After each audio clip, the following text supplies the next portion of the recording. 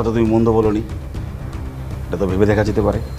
সেই জন্যই তো বলি খোলা মাঠে এসো, মুক্ত হাওয়ায় মনটাকে উড়িয়ে দাও, দেখবে চমৎকার চমৎকার আইডিয়া বের হয়ে আসবে। তাই নাকি? আলবাত। আপনি প্রফেসর বলে আপনাকে আমি জানে বাঁচিয়ে রেখেছি। মনে রাখবেন, আমি একবার আপনার জীবন ভিক্ষা দিয়েছি, বারবার কিন্তু আমি সেই ভুল করবো না। Shut up!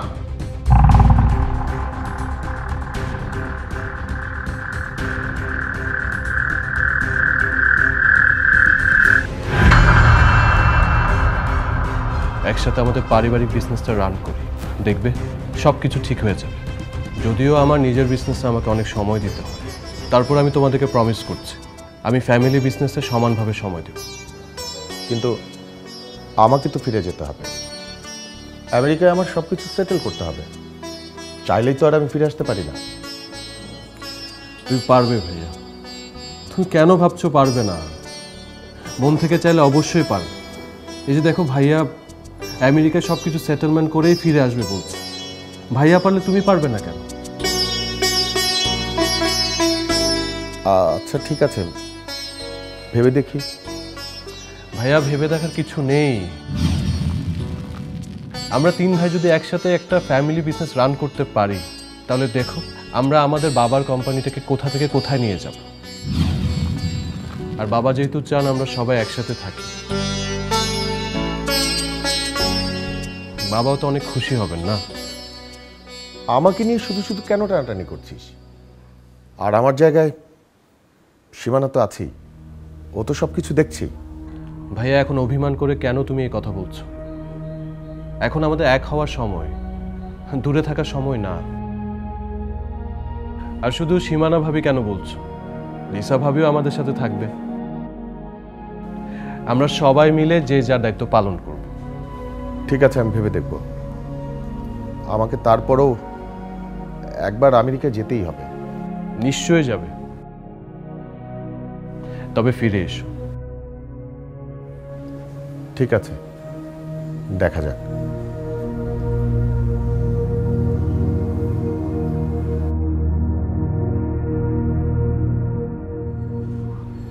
আরমান, তোর সঙ্গে একটু কথা ছিল রে। হ্যাঁ বলো না, কি কথা? বলছিলাম, আমার তো কোনো বাচ্চা কাচ্চা নেই, নোয়ানেরও নেই, কিন্তু সেই দিকে তুই তো অনেক লাকি, তোর ফুটফুটে সুন্দর একটা মেয়ে সন্তান আছে। কিন্তু অসময়ে বাচ্চাটা মা হারা হয়ে গেছে। তোর ওয়াইফ মানে বিনা, ওকে আমি কখনো নিজের চোখে দেখিনি সামনাসামনি, কিন্তু যতবার ফোনে কথা বলেছি না, আমি মুগ্ধ হয়ে গেছি। কি চমৎকার পার্সোনালিটি! তুই আসলে অনেক সৌভাগ্যবান রে। হয়তো বিধাতা নির্দেশে তুই ওকে ধরে রাখতে পারিসনি, কিন্তু একাকার কতদিন বল? তোর বাচ্চাটা মা হারা, তুই বউ হারা। এবার তো একটা বিয়ে কর, ঘরে নতুন বউ নিয়ে আয়, আমাদের ছোট্ট সোনামণি একটা নতুন মা পাক। কি বলিস? না হলে আমরা একটু দেখলাম। ভাইয়া আমার তো কোনো সমস্যা হচ্ছে না। সমস্যা হচ্ছে না এটা ঠিক, কিন্তু এভাবে আর কতদিন? এখন এখানে আছিস, বাড়ি ভর্তি লোকজন আছে, আমরা আছি, তাই বুঝতে পারছিস না। কিন্তু দিন যত যাবে, আমরা যখন সবাই আলাদা হয়ে যাব, আমরা যে যার জায়গায় চলে যাব, তখন বুঝবি একাকিত্ব কি জিনিস। আর তার চেয়ে বড় কথা, তো ছোট্ট মেয়েটার তো একটা মা দরকার না? মা ছাড়া একটা মেয়ে কিভাবে মানুষ হবে? ওকে এইভাবে এতিম করে রাখিস না। তুই ব্যবসায় মন দিয়ে থাকিস, সারাক্ষণ ব্যস্ত থাকিস, তার তো পাশে কাউকে চাই না। আর অমত করিস না ভাই, আমরাও তোকে নিয়ে অনেক চিন্তা করি। তুই যদি একটা সুন্দর মেয়ে দেখে বিয়ে করতে পারিস, তাহলে আমরা একটু নিশ্চিন্ত হব। আমাদের ছোট্ট চাচ্চুমণি মানে রিমি, তারও তো একটা পরিচয় দরকার আছে, তাই না? দিনের পর দিন ও আর কতদিন নানির বাড়িতে মানুষ হবে? তুই কি খেয়াল করেছিস? আরমান, তুই বুঝতে পারছিস না ওর সাথে তোর মানসিক দূরত্ব বাড়ছে। একটা সময় তো ও তোকে বাবা হিসেবেও স্বীকৃতি দিবে না। অন্তত ওর কথা ভেবেই তোর আরও একটা বিয়ে করা উচিত আরমান। দেখ আরমান, আমরা তো তোর ভাই, তোর ব্যবসার উন্নতি হচ্ছে সেটা দেখলে আমাদের ভালো লাগে, কিন্তু মানসিকভাবে তুই যদি বিপর্যস্ত থাকিস সেটার জন্য তো আমাদের খারাপ লাগে। ভাবি তোর বিয়েটা দিতে চেয়েছিল নেহার সাথে, তুই রাজি হসনি, ঠিক আছে। ইনফ্যাক্ট আমারও বিষয়টা খুব একটা পছন্দের ছিল না, আমিও বাবার সাথে একমতই ছিলাম। নিজেদের সম্পর্কের মধ্যে বিয়ে না করাটাই ভালো।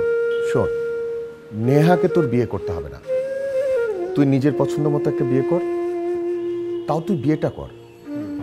হ্যাঁ, এই বাড়িতে নতুন কেউ আসুক, আমরা 3 ভাই, 3 ভাইয়ের 3টা বউ, সঙ্গে বাবা, এই বাড়িটা আবার নতুন করে হাসি খুশিতে ভরে উঠুক।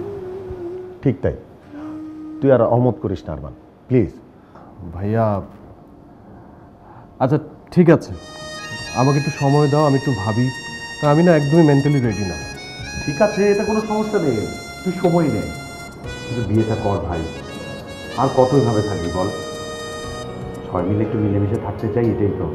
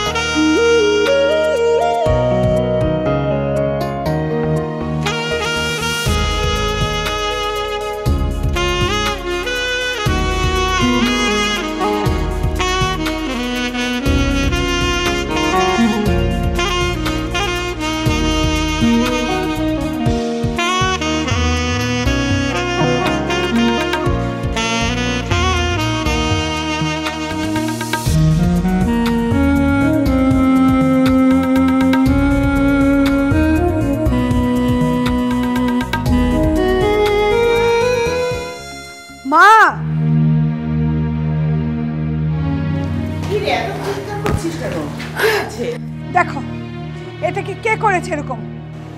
ও মা, এটা কে এমন করলো?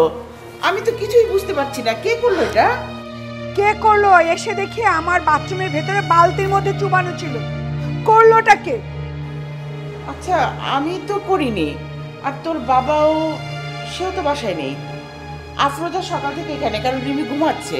তুমি কে করলো এটা? সেই প্রশ্নটা আমারও, করলোটা কে?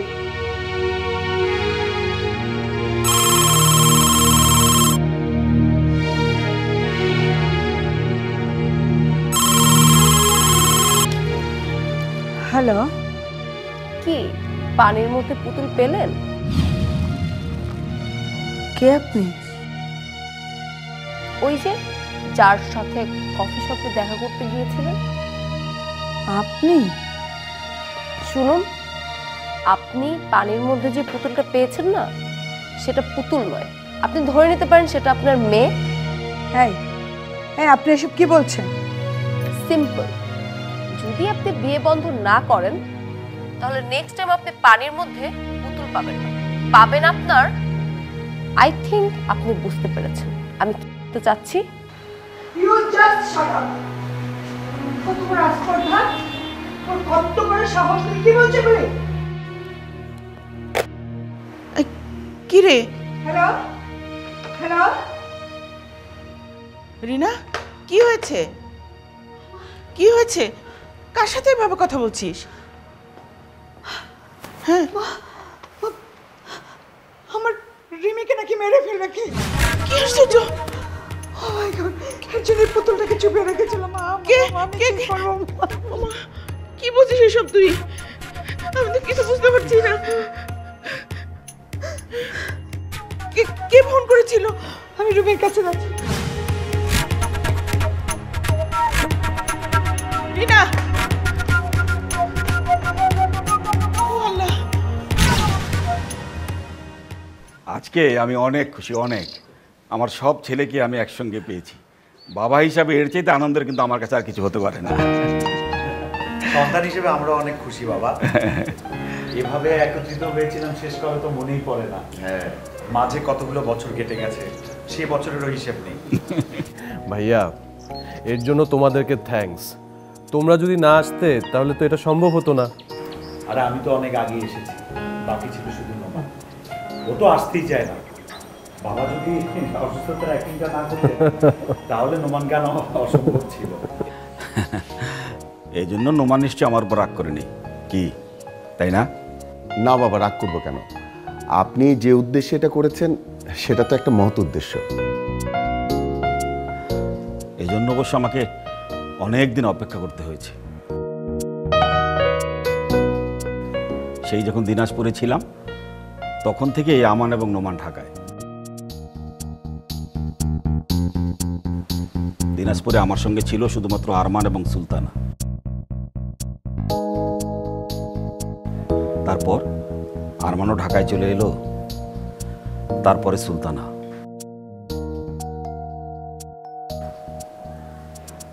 এরপর তোমাদের মা আমাদেরকে ছেড়ে চলে গেলে।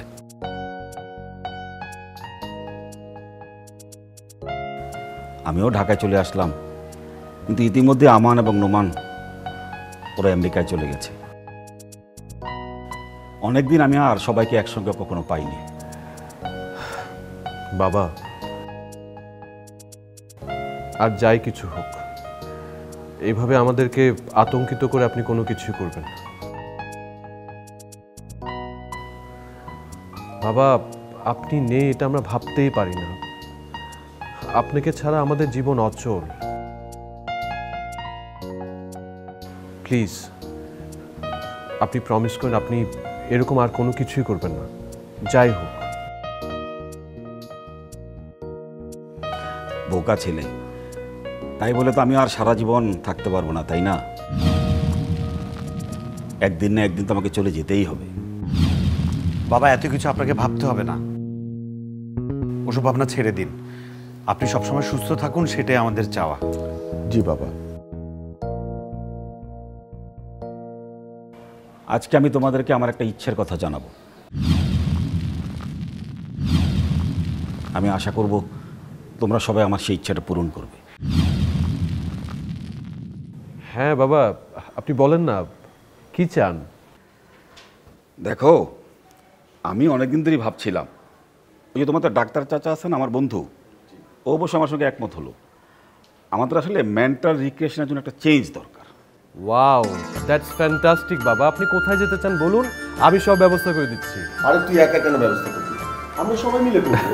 সেটাই তো বাবা, আমরা আছি, আমরা সবাই মিলে ব্যবস্থা। হ্যাঁ হ্যাঁ, সবাই মিলে ব্যবস্থা করো, কোনো সমস্যা নেই। আচ্ছা, এখন বলো তো কক্সবাজার গেলে কেমন হয়? বাহ, আপনার পছন্দ আছে। কক্সবাজার তো খুবই সুন্দর জায়গা, দারুণ জায়গা। হ্যাঁ বাবা, কবে যাবেন বলুন, টিকিটটা করে ফেলি। যাবোই যখন, আমি আর দেরি করতে চাই না, 2-1 দিনের মধ্যেই যেতে চাই। হ্যাঁ হ্যাঁ বাবা, কোনো সমস্যা নেই, আমার এক বন্ধু রিসোর্ট আছে ওখানে। আপনি কবে যেতে চান বলেন, আমি বুকিং দিয়ে দিচ্ছি। বাবা, আপনি কি একাই যাবেন নাকি আপনার সাথে আর কেউ যাবে? মানে ডাক্তার চাচা অথবা কামরুল?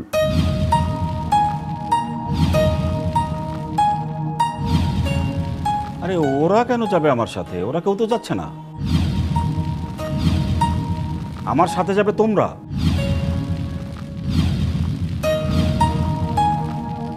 তোমরা 3 ভাই এবং বৌমার আমার সাথে যাবে। কি বলছেন বাবা? আমরা যাব মানে? হ্যাঁ, তোমরা যাবে। আরে তোমাদের সবাইকে নিয়েই তো আমি যেতে চাই। কেন, তোমার কোনো সমস্যা? আমার তাহলে আমার পক্ষে যাওয়া সম্ভব হবে না বাবা। কেন, তোমার আবার কি সমস্যা? সমস্যা তো আছে। রিজা বলছিল ওর বাবার বাড়ি যাবে, ইনফ্যাক্ট অনেকদিন ধরেই বলছিল। আমি গতকালকে জাস্ট রাজি হয়েছি। হ্যাঁ, সেখানেও যাবে, সেখানে যেতে তো কোনো বাধা নেই। আমরা আগে ঘুরে আসি, তারপর না হয় সেখানে যাবে। বাবা, আমারও তো একটু প্রবলেম আছে বাবা। নতুন অফিস দিয়েছি, গুছানো বাকি আছে, আমাকে তো ওখানে টাইম দিতে হবে বাবা। না না, এটা তো হবে না আরমান। আমরা সবাই একসাথে যেতে চাই, একসঙ্গে যাব এবং সবাই একসঙ্গে ফিরবো। কিন্তু বাবা, মানে আমার প্রবলেমটা তো দেখতে হবে। শোনো আরমান, এটা কোনো সমস্যা নয়। তুমি কোম্পানির সিওকে সব বুঝিয়ে দাও, ও সামলাবে সব। আর একটা কথা, আমি তোমাদের কারো কোনো আপত্তি শুনবো না। তোমরা সবাই আমার সঙ্গে কক্সবাজার যাচ্ছ, দ্যাটস ফাইনাল। আরমান। জি বাবা। তুমি এক কাজ করো, ওই রিসোর্টটা এক সপ্তাহের জন্য বুকিং দাও, আর টিকিটটাও কেটে ফেলো। জি বাবা। কামরুলকে পাঠাও, টিকিট নিয়ে আসবে। না বাবা, সমস্যা নাই, আমরা আছি না, আমরা ব্যবস্থা করে ফেলবো না। আচ্ছা ঠিক আছে, তাহলে তো ভালোই হয়।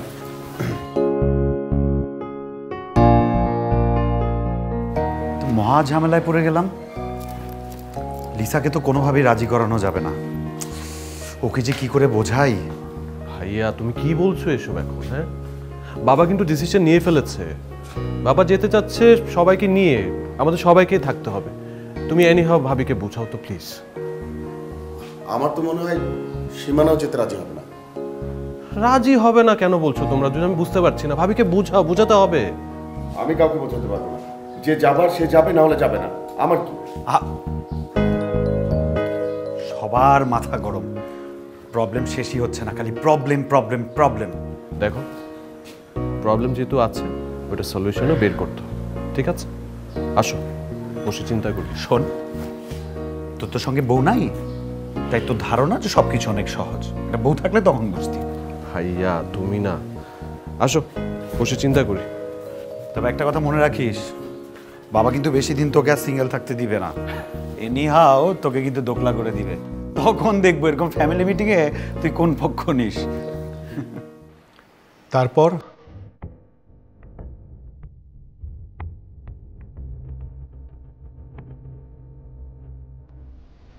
বাবা সেদিন বাসায় ছিল না।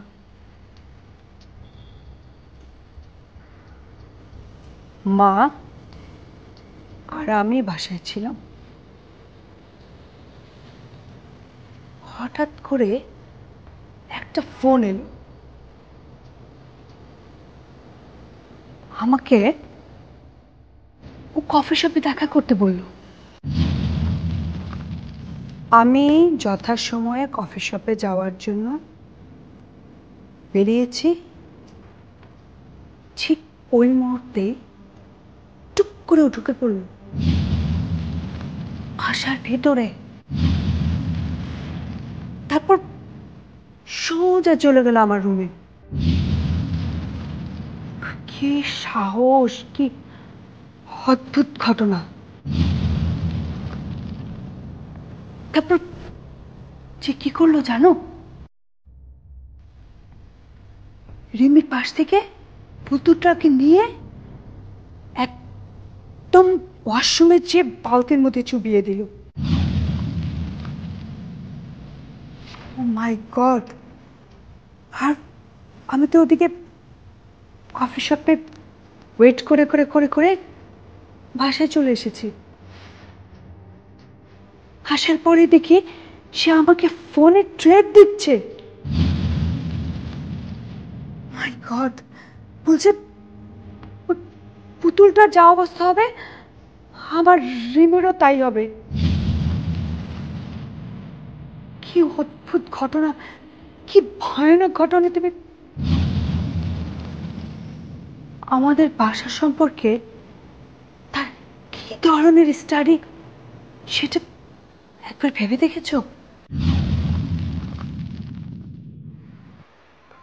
আচ্ছা, এটা কি এমন কেউ হতে পারে যে তোমাদের বাসায় আগে এসেছে?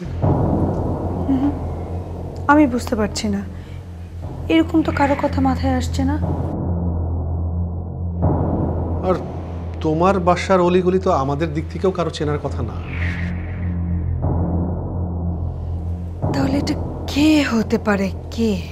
একটা জিনিস আমি কিন্তু বুঝতে পারছি না, সে কেন বারবার শুধু তোমাকেই বিরক্ত করছে, হুমকি দিচ্ছে? ওই আমাকে তো কোনো হুমকি ধামকি কিছু দিচ্ছে না। আমরা থানায় গিয়ে একটা জিডি করতে পারি, কিন্তু থানায় গিয়ে আমরা বলবো যে একটা ফোন থেকে ক্রমাগত তোমাকে হুমকি দেওয়া হচ্ছে, তোমাকে ক্ষতি করার চেষ্টা করা হচ্ছে। এই কারণে তো অবশ্যই একটা জিডি হতে পারে। কিন্তু কাজটা কি ঠিক হবে? এটা তুমি কি বলছো লিসা? আমরা কেউ চাই যে বাবার খারাপ কিছু হোক? সেটা যদি নাই চাও তাহলে বাবার সাথে মিসবিহেভ কেন করতে গিয়েছিলে? তোমার জন্য তো বাবার খারাপ কিছুও হতে পারতো। আসলে এরকম একটা ঘটনা ঘটবে আমি তো জানতামই না। আমি কি জানতাম যে ওই মেয়ে বাড়িতে ঢোকার জন্য উৎপেতে আছে? এমন তো হতে পারে যে সেই মেয়েটা এই কাজটা করেনি, সে না এসে অন্য কাউকে দিয়ে এই কাজটা করে দেবে।